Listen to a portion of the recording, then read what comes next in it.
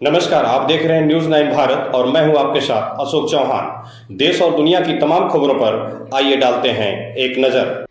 News 9 Bharat channel की बड़ी coverage. खबर जनपद अम्बेडकर नगर से विगत वर्षों की भांति इस वर्ष भी भव्य रूप से हो रहा है श्री रामचरितमानस पाठ का भव्य कार्यक्रम।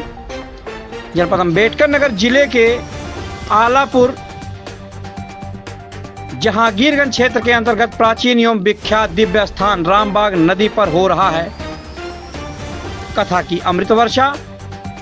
बाबा व दास समाधि स्थल पर उमड़ा भक्तों का जनसैलाब।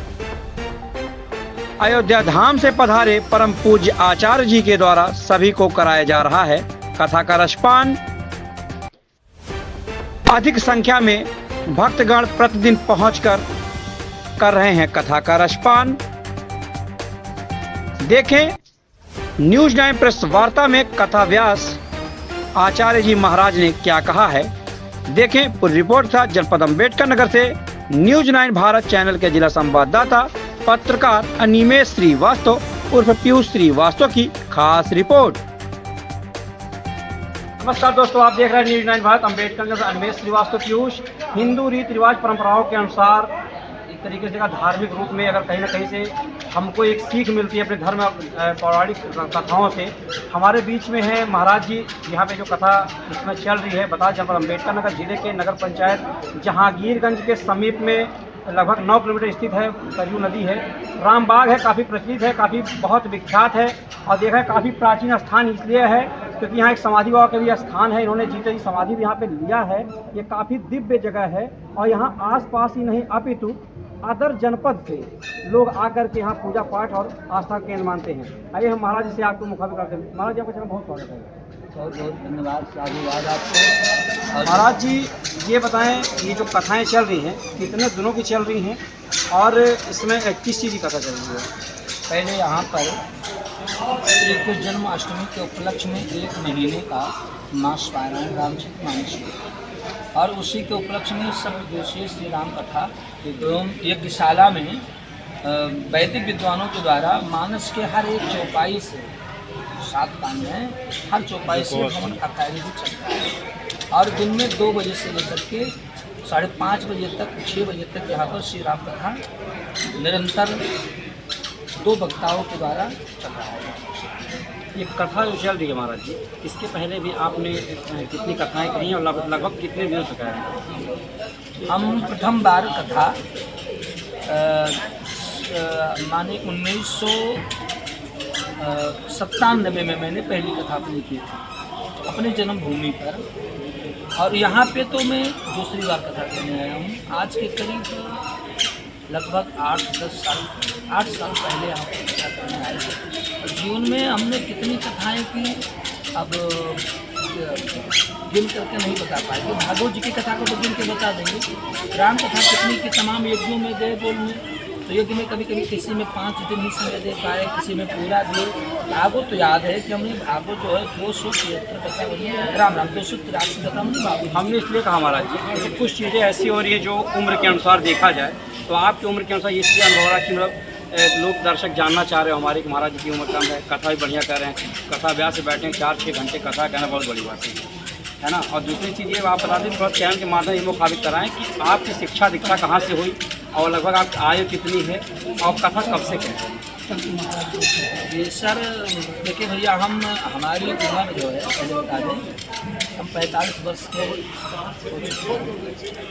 आज 600 वर्ष में प्रवेश किए हैं। तो हमारी पहली कथा 1997 में श्री राम कथा मैंने अपने जन्मभूमि पर किया। शिक्षा दीक्षा हमारा अयोध्या में आप सुने होंगे, मणि रामदास स्वामी महाराज श्री के सानिध्य में रह करके हमने वहीं पर विद्याध्ययन किया और अयोध्या के तमाम विद्वानों संतों के चरण रज का जो प्रताप है, प्रभाव है, उनको सुनकर और उनसे शिक्षा ले करके आज जो हमें संतों से मिला है वही में हम समाज में बांट रहे हैं, अपना कुछ नहीं।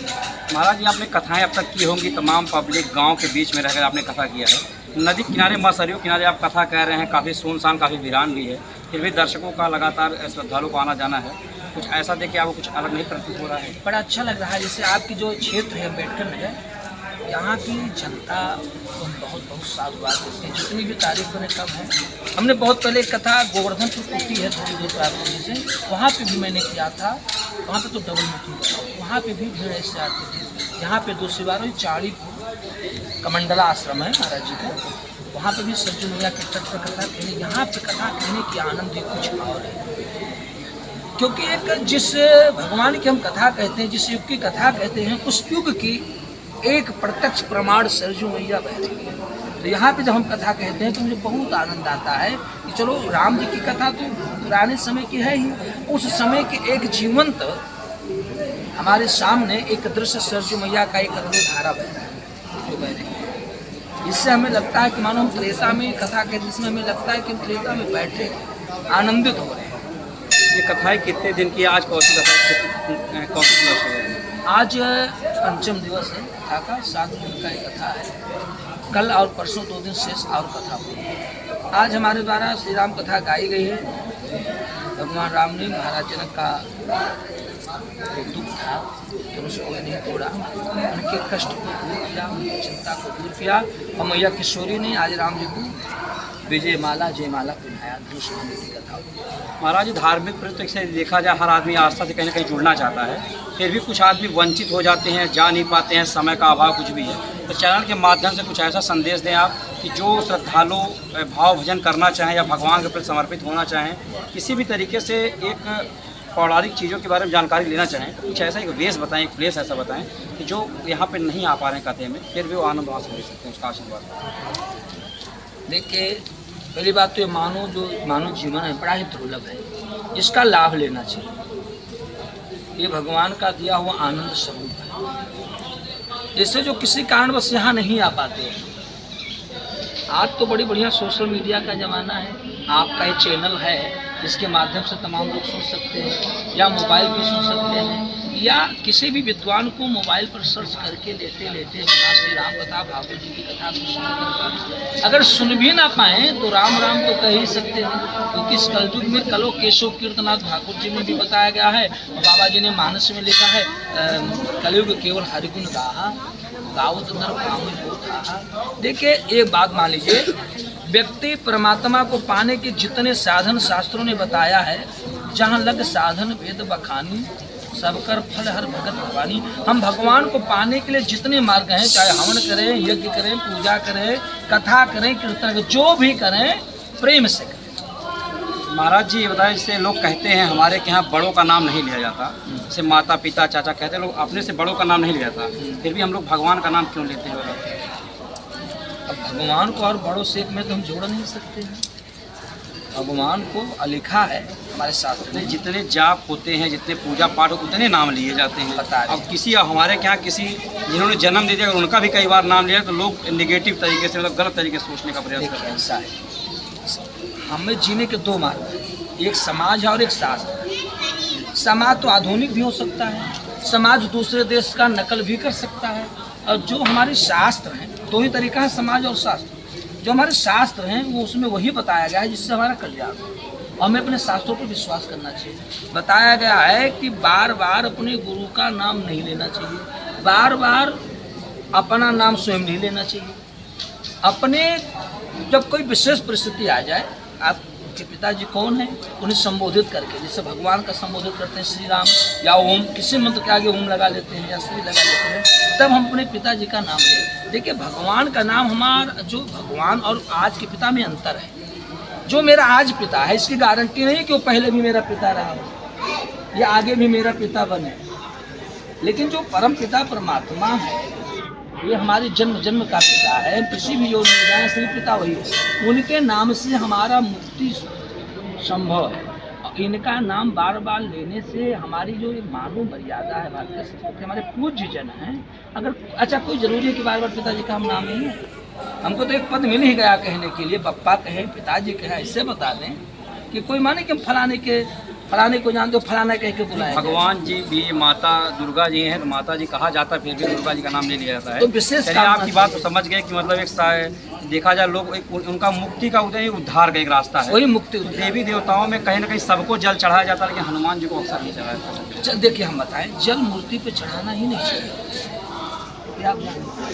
लोग हमारे यहाँ बताते हैं कि समाज और शास्त्र, शास्त्र तो कम मानने वाले हैं, समाज का देखा ज़्यादा करने वाले। किसी भी मूर्ति के ऊपर जल नहीं चढ़ाना चाहिए। जैसे ठाकुर जी की विग्रह है, पुजारी जी क्या करते हैं, उन्हें कपड़े से पोषण करते हैं, फिर हाथ में जल लेकर के इसे गिरा देते हैं, मानो पैर धो रहा हूँ, आचमन करा रहा हूँ, स्नान करा रहा हूँ। मूर्ति पे जल केवल मात्र भगवान शिव नमस्कार प्रिया भानु जलधाराया शिवा प्रिया नमस्कार अलंकार प्रिया कृष्ण।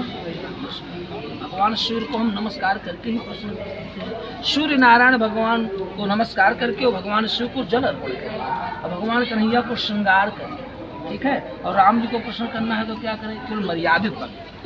राम जी को प्रसन्न करने का मुख्य उद्देश्य है क्या, हम मर्यादित बने, एक कुशल, एक ईमानदारी से हम पिता बन जाएं, ईमानदारी से एक पुत्र बन जाएं, ईमानदारी से एक भाई बन जाएं, ईमानदारी से एक राजा और प्रजा के बीच में क्या संबंध है, हम वो बन जाए। राम जी प्रसन्न है। राम जी की पूजा क्या थी, मानवता, हम एक मानव बने।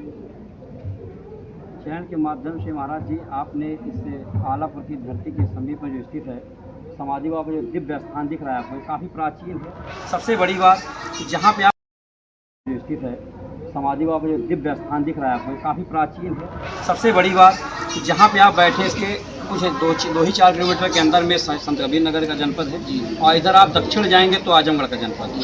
और यहाँ पे अक्सर देखा जाए तो लोगों का आवागमन धार्मिक कार्यों के साथ साथ अगर यहाँ एक बगल में भी तमाम ऐसी चीज़ें हैं जहाँ पे लोग आते हैं, जिसका उद्धार करते हैं, शमशान वगैरह भी है, तो हम आने जाने की कभी देखा जाए दोनों को मिला करके सरयू जी के स्थान पे ये दिव्य स्थान है ये। तो यहाँ आ करके आपको कुछ ऐसा प्रतीत हो रहा है कि ज़्यादा कुछ ऐसा आपको संदेश दें यहाँ के बारे में, जो अगले भी आने वाले आगंतुक हों तो उनके अंदर कहीं ना कहीं से पॉजिटिव भाव हो। यहाँ आने के बाद में पहली बात मान लीजिएगा कि तपस्या सरजू मैया है। राम जी ने स्वयं कहा है कि सरजू जी की महिमा गाते हुए कि अवधपुरी मनपुरी सुनाऊं उत्तर विश्वास काम अर्जुन से बिना ही प्रयासा, बिना किसी प्रयास के मम समीप नर पावन वासा। भगवान शिव जब राम जी के जन्मोत्सव के समय दर्शन के उन्हें धक्का लगा, दर्शन नहीं पाए, उनको भी सरजू का सानिध्य लेना पड़ा। जब वो सरजू तट पर आकर के बैठे वहाँ पर रोए तो मानो सरजू महारानी ने उनकी कृपा, उनके ऊपर कृपा किया, वहाँ राम जी रोने लगे। इतना नहीं, विश्वामित्र जी जब अयोध्या में राम जी को मांगने जाते तो सीधा डायरेक्ट महल में नहीं जाते, यही विधि करत मनोरथ जात लाग नहीं बार कर मज्जन सरजू गए भूख दरबार। जिसने सरजू मैया का स्मरण ले लिया उसे राम की समीपता मिलेगी। और दूसरी बात, जिस जगह पर संत महात्मा तपस्वी तपस्या किए रहते हैं वो और वहाँ आप जब साधना करेंगे तो आपको अलग ही वातावरण, इतना कोलाहल हो रहा है, कितनी परम शांति का आपको अनुभव हो रहा है, आप भी बताइए। शांति को है ना, ये किसका प्रभाव है? ये समाधि बाबा की तपस्या का प्रभाव है। बगल में हो रहता हूँ, हल्ला भीड़ है, तो बताइए कितनी शांत, कितनी शांति लगती, क्या है तपस्या का एक प्रभाव। महाराज जी हमारे चैनल के माध्यम से बता दें कि आपका शुभ नाम और आप कहाँ के रहने वाले हैं? हमारा नाम है पंडित ज्ञानानंद शास्त्री। हमारी जन्मभूमि है जनपद बलरामपुर, जो कि देवी पाटन जो शक्तिपीठ है वहाँ पर समीप में पड़ता है। हमारा शिक्षा दीक्षा अयोध्या में श्री मणि रामदास स्वामी पूज्य महाराज जी जो रामेंद्र भूमि के न्यास सदस्य उनके सानिध्य में हुआ है। फिलहाल हम अयोध्या में रह करके भगवान की कथा किया करते हैं और हम एक गिरस्थ ब्राह्मण हैं, नहीं है गिरस्थ हैं। और आप सभी भक्तों के आशीर्वाद से, संतों से जो हमें मिला है अभी लोगों को बांट देना, कुछ जो भगवान ने दिया है संतों से जो मिला है वही बांट रहे हैं, क्योंकि हमारे यहाँ बांटने की प्रथा है कि कोई चीज़ पाओ तो उसे बांटो।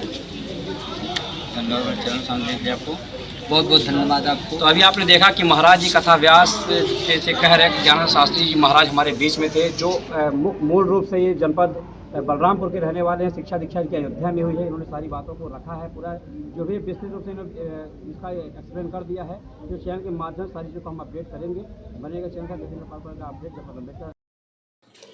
यहाँ खबरों का सिलसिला कभी नहीं थमता, सिर्फ और सिर्फ बने रहिए न्यूज़ 9 भारत पर। अब चाहूँगा इजाज़त, नमस्कार।